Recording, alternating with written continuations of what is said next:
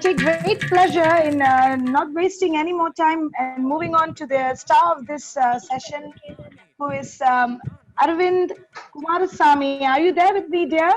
Yes, yes. Good afternoon. Yes, Aravind. Thank you so much for being here with us virtually. And I think before we start anything, we have to do this. We have to really do a Jai Anjaneya. And you will know why. You will know why soon through this talk. And before we start on your on the main project that you're working on now, I would like to know. I would like all of us to know more about you, Arvind. And of course, you are now the artistic director of Apsaras Arts, and that's of course a prominent, very significant duty that you hold in the Indian heritage and cultural scenario of Singapore and in the region as well. And really appreciate you for that to begin with. Arvind, you used to play the veena, and this is how I got to know you as an excellent player of the veena, right? And could we like start from there and around there to know a bit about yourself, please? Okay. Firstly, thank you, Vidya, for inviting me. I came a little bit early, and I was very amazed to see all the lovely paintings that you all were talking about. Thank you. Yes. Actually, I'm trained in Indian classical dance, Bharatanatyam, Carnatic music, vocal, Wow. as well as perform the veena.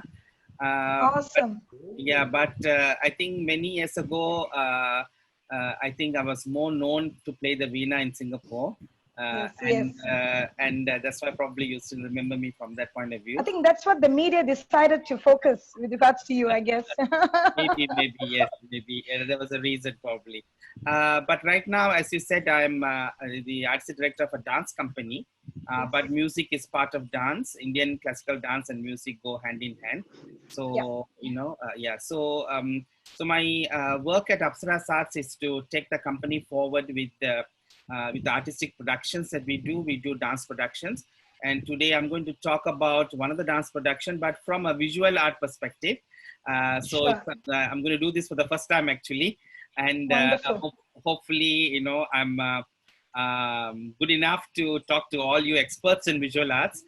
But we do have visual art as one of the component in the one of our production that's currently being screened. And I thought it would be timely to talk about it.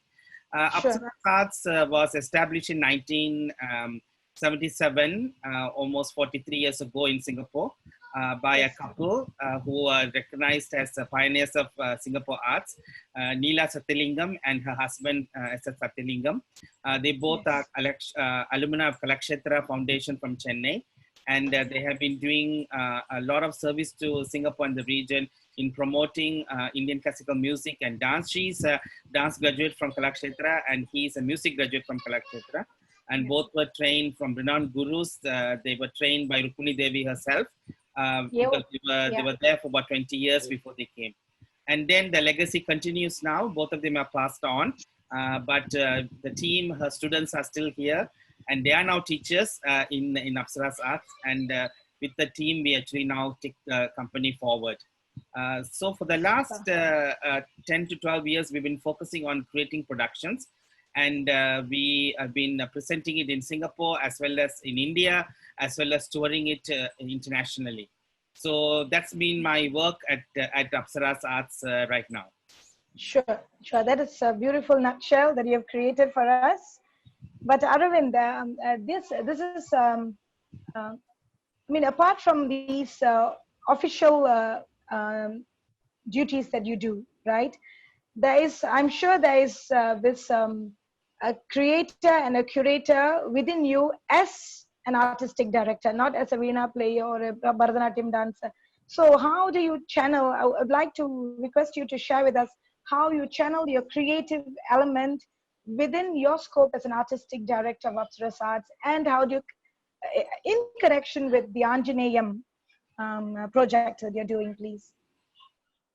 So basically, as the artistic director, I'm responsible for coming up with the concept, and writing the script, which going to unfold on stage. That involves a lot of research. That it involves, engaging various creative people, and then for putting together a creative team that can then work together to create the vision. And then, of course, it is working together with this team, and almost it takes about 2 to 3 years to put something up on stage of something of this size. So actually, I have a little presentation to share with you, and if that's Yes, okay, please. can I just share my screen, and then Yes, maybe please it's do. easier for you all to understand from there. Yeah. Yeah. Aravind, can I just ask you, typically when you actually do a production on this scale, right?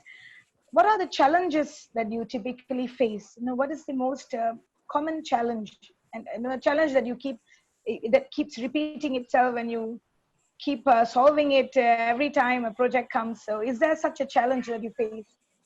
Of course, the one of the biggest challenge, it is not unique to us. It's probably with the entire arts industry. It's where to find the money. Okay. Absolutely, yes.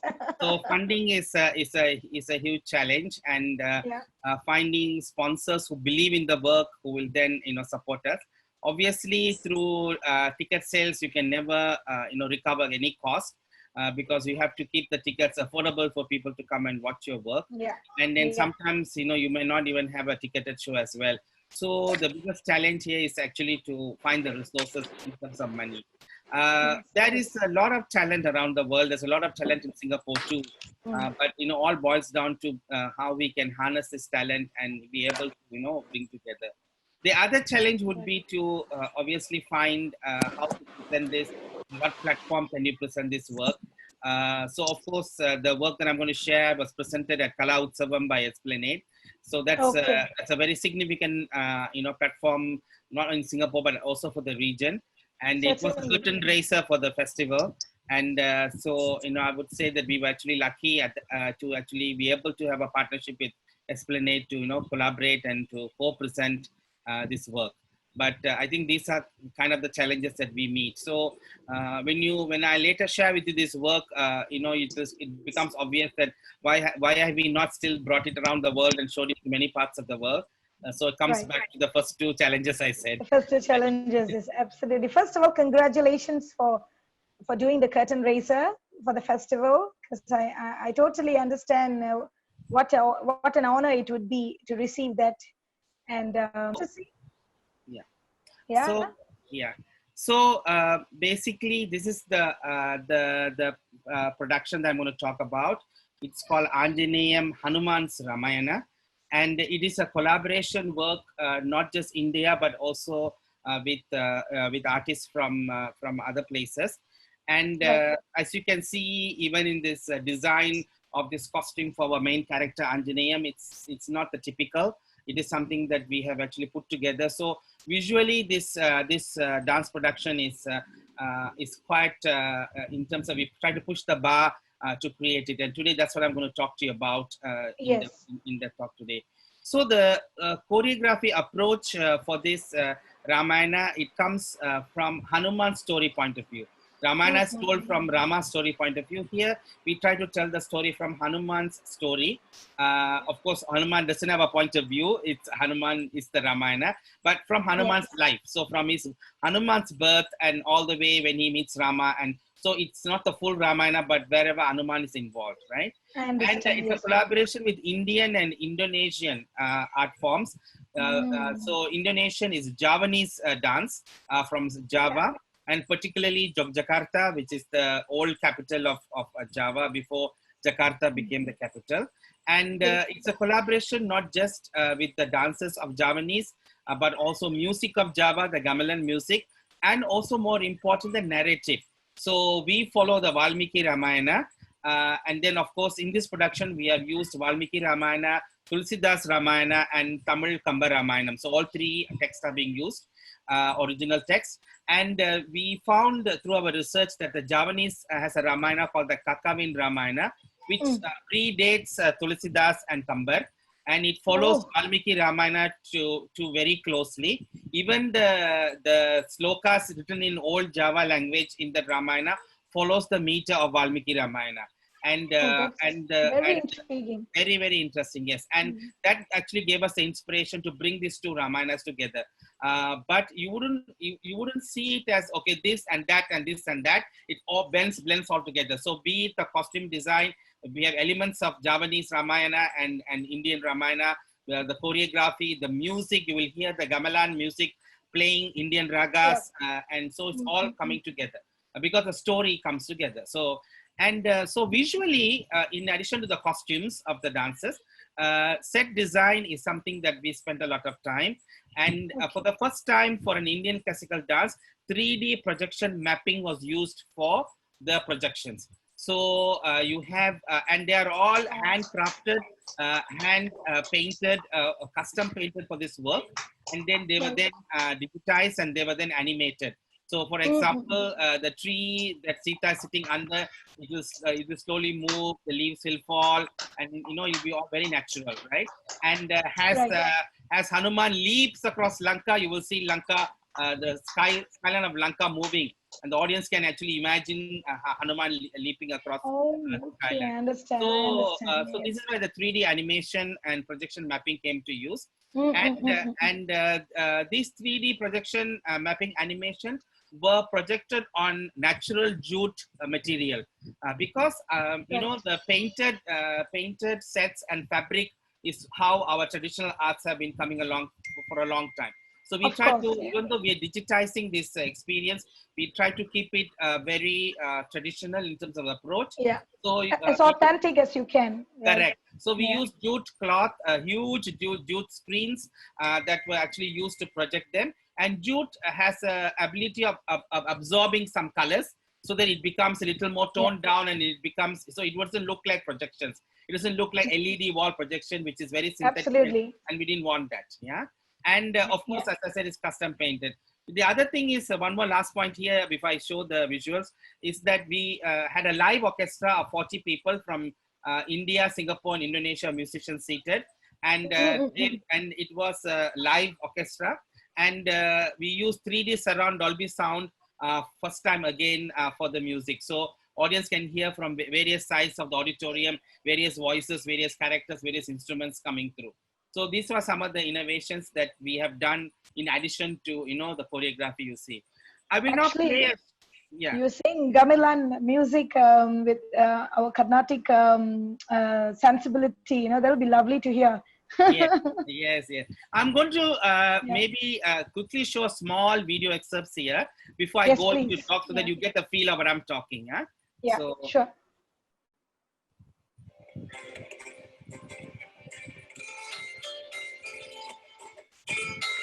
Are you able to see? Yes, absolutely. Yeah.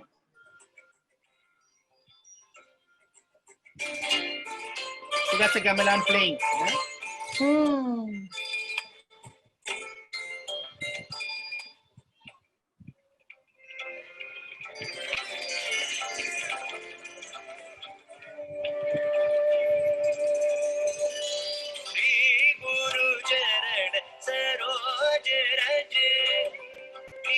This is Hanuman Chalisa by Tulsidas. Now you can see the set now. You can see the sets now. They're all projections. This is the palace of Dasaratha.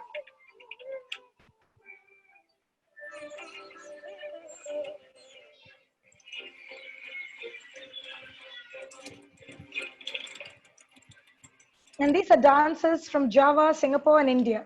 Yes. Okay.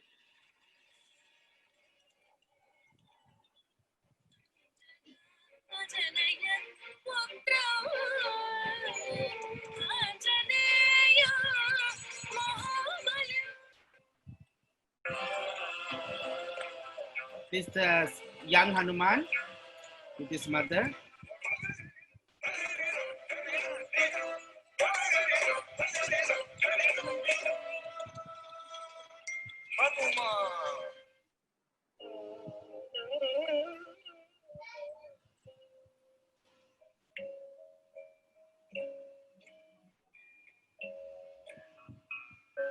This is Sita and Ashok Vatika, Ashokavanam.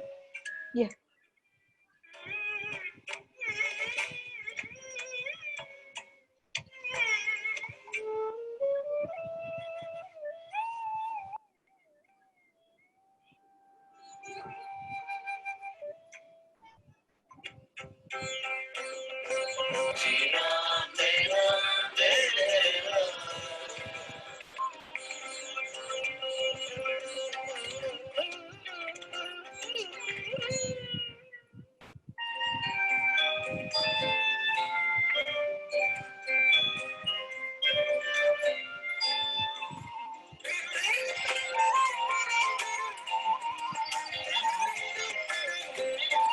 This is Jatayu fighting with Ravana to save Sita.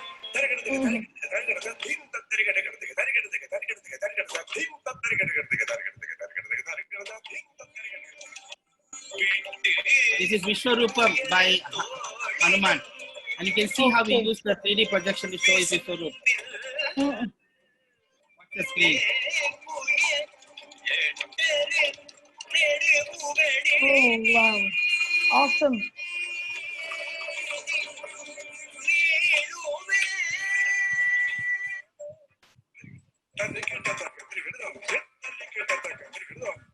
Dancers in Ravana's court.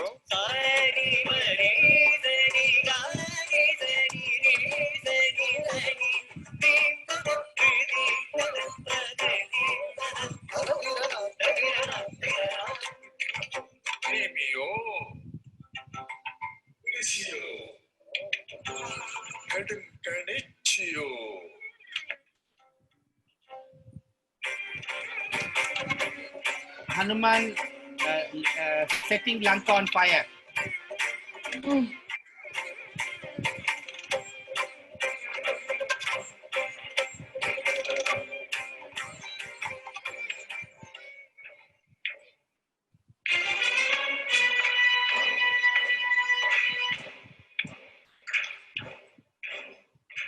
So this is the war scene. So I'll stop here.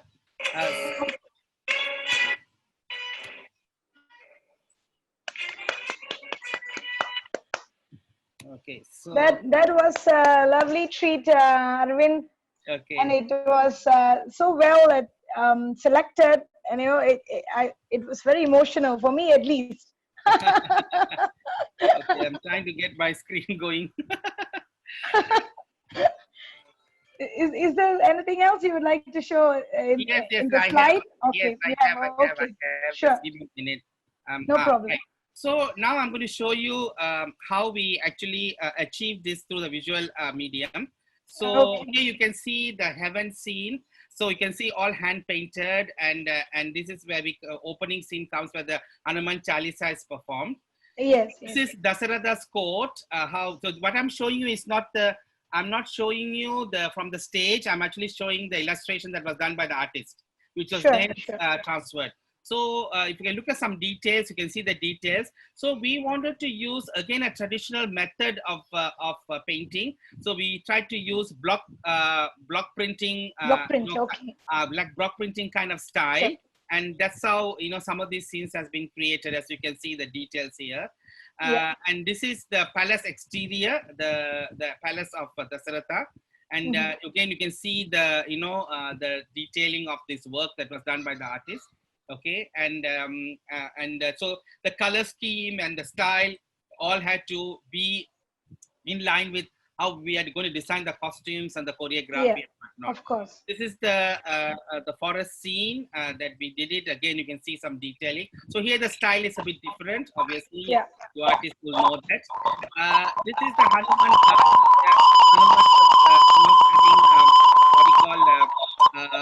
Playing with his mother. And you can see the detailing here. Again, block printing for the leaves. So this is kind of how we achieved it. This is a scene where Hanuman tries to grab the sun. And then again you can see the detailing. So even the waves are block printing, method that we used. Yeah. Yes. And this is the Lanka Skyline that we saw. So Hanuman will leap from one side to the other side, and what will happen is this 3D projection will scroll.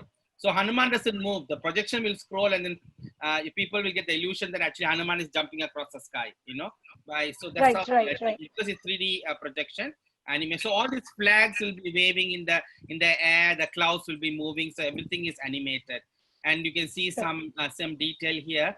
Now this is the same scene then we set on fire that you saw earlier. You can see the flames are coming out.